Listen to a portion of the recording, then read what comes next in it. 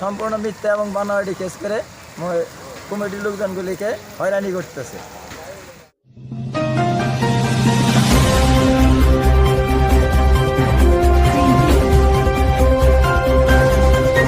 মসজিদ কমিটির জমি বিরুদ্ধে চাঁদাবাজি মামলার প্রতিবাদ মানববন্ধন ও স্মারকলিপি প্রদান।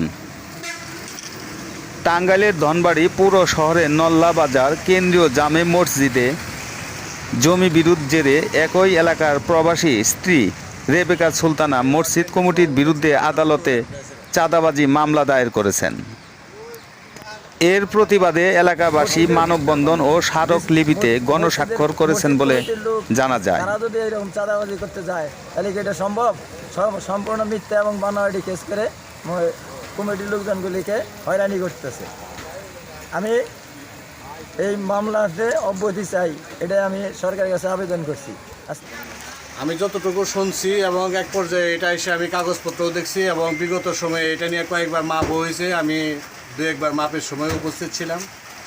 এখানে দুইটা দাগ নিয়ে একটা কলহ, একটা হলো মসজিদের দাগ, সেটা হলো 515 রামকৃষ্ণবাড়ি মৌজা, আর একটা হলো 514, এটাও রামকৃষ্ণবাড়ি মৌজা। বিষয়টা হলো যে ওই পক্ষটা বলতেছে যে 515 দাগের জমিন রাস্তার মধ্যে চলে গেছে, কিন্তু আমিনটা বারবার মাপার পরেও দেখা গেছে যে রাস্তায় যাওয়ার পরেও 515 দাগের অনেক অংশ জমিন ওইখানে বিদ্যমান আছে। কিন্তু 514 দাগের মালিকরা এদের জানার অজান্তেই তো হুট করে মাটিগুলা এই দাগের সহ মাটি বিক্রি করে ফেলা যায়। এটা নিয়ে একটা মসজিদ কমিটির সাথে একটা গণ্ডগোল। এক পর্যায়ে তারা অন্য কোনো উপায় না পায় সেটা বিভিন্ন সময় মিথ্যা মামলার আশ্রয় নেয়। এক পর্যায়ে লাস্টে সর্বশেষ এরা চাঁদাবাজির একটা মামলা দায়ের করে। এখন আসলে মসজিদ কমিটির পক্ষ থেকে এবং এলাকার যারা মুসল্লিয়ান আছে মসজিদের বা এলাকাবাসী, এদের সকলের দাবি হলো যে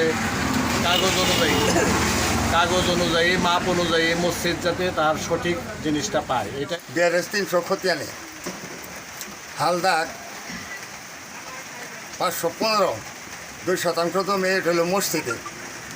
অপরদিকে মামলার বাদী রেবেকা সুলতানা, তার জমি হলো 514 দাগে। এই 514 দাগ এবং 15 দাগ সহ সে জবরদখল তারা পায়তারা করতেছে। হইল 515 দাগে, 515 দাগের জমিটুকু হইল মসজিদে, আর 514 দাগের জমি হইল রেবেকা সুলতানা। কারণ দুইটা দাগ একসাথে থাকাতে ওই দুইটা একত্রে দখল করে জবরদখল করে এটারে মানে ওই রেবেকা নেওয়ার চেষ্টা করতেছে। নল্লা কেন্দ্রীয় জামে মসজিদের 2% জমি রাস্তার সাথে, সেটা আবার ওই 515 দাগ, 515 দাগ। আর যে বিবাদী রেবেকা সুলতানা বাদী, ওনার হইল 514 দাগ। আমরা এখানে মসজিদের স্থাপনা নির্মাণ করতে গিয়া বাধাগ্রস্ত হই। সে ওইখান থেকে মাটি টাটি বিক্রি করে মসজিদের জায়গা থেকে মাটি বিক্রি করে নিয়ে গেছে। আমরা এটা বাধা দেওয়ার কারণে আমাদের উপরে চাঁদাবাজি মামলা করছে। সেটা আমরা স্থানীয় প্রশাসনের কাছে এটা আমরা এর প্রতিকার চাই। মসজিদের জায়গা দ্বারা আমরা পূর্ণভাবে সঠিকভাবে আমরা ফিরিয়ে পাই। এটা